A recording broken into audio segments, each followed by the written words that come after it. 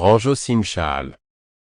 Pourquoi les mensonges servent parfois un bien supérieur.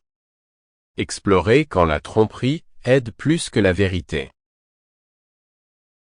Un mot de l'auteur. Cher lecteur, alors que vous vous lancez dans ce voyage à travers les complexités de la vérité et du mensonge, je tiens à préciser une chose. Ce livre n'est pas une approbation ou un guide du mensonge. Mon intention n'est pas d'enseigner ou d'encourager la tromperie, mais d'explorer le rôle nuancé qu'elle joue dans nos vies. Le mensonge fait partie de l'expérience humaine, que cela nous plaise ou non. Il façonne les relations, influence les décisions et suscite des dilemmes éthiques auxquels nous sommes tous confrontés. Ce livre cherche à comprendre pourquoi les gens mentent, les conséquences de la tromperie et les rares moments où l'honnêteté peut faire plus de mal que de bien.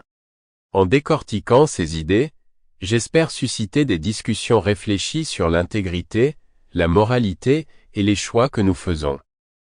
En fin de compte, mon objectif est d'encourager la pleine conscience de la façon dont nous utilisons la vérité et le mensonge dans notre vie quotidienne.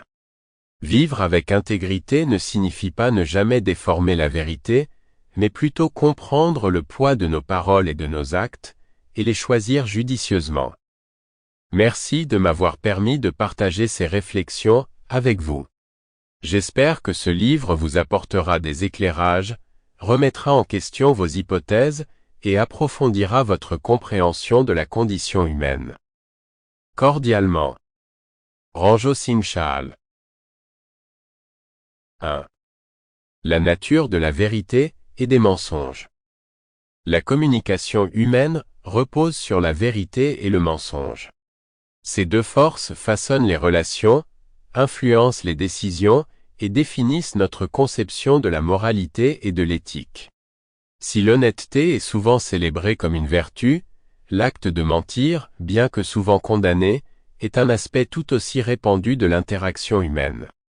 Ce chapitre se penche sur la dualité de la vérité et du mensonge, en examinant ce que signifient l'honnêteté et la malhonnêteté, et en explorant la zone grise morale nuancée, où les mensonges peuvent être jugés acceptables, voire nécessaires.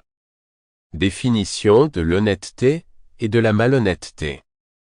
Fondamentalement, l'honnêteté fait référence à la pratique de la vérité, de la sincérité et de la transparence dans ses pensées, ses paroles et ses actions. Elle est souvent associée à des vertus telles que l'intégrité, la fiabilité et l'authenticité. Lorsqu'une personne est honnête, Sample complete. Ready to continue?